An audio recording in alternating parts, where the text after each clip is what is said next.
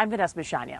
Now, in my travels, I am fascinated by old motels. I think they're so cool, and they represent that old golden age of the road trip era that happened in our country.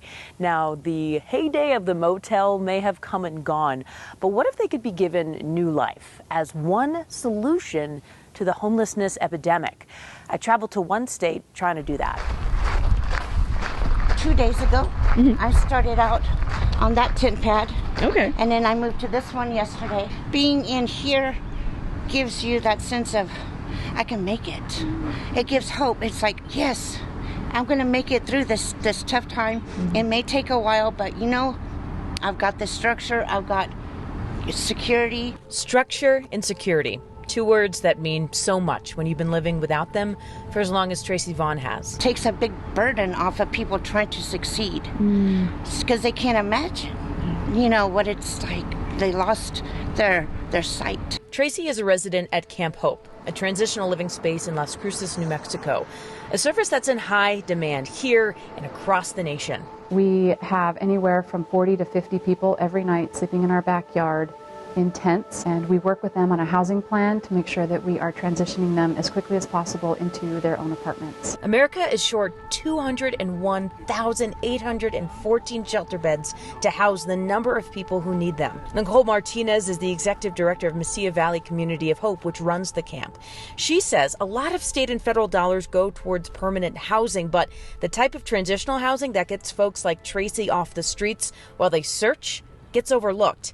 However, Martinez says even though the pandemic forced many people out of large traditional shelters and onto the street, there seems to be some changes happening. I think with the growing visibility of people sleeping outside, that communities are searching for solutions any way they can.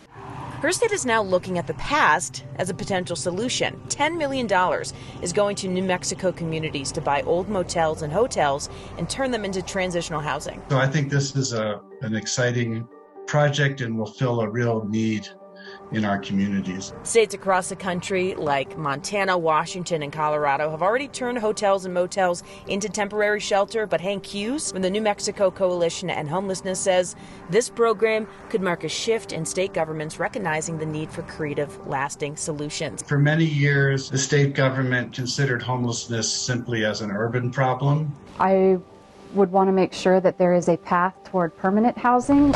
Good morning. As promising as these creative ideas are, Nicole hopes the funding will continue to be funneled into transitional housing needs and that the focus on the root issue is not lost. I think we all want fast solutions. We want the tents gone from our neighborhoods right now.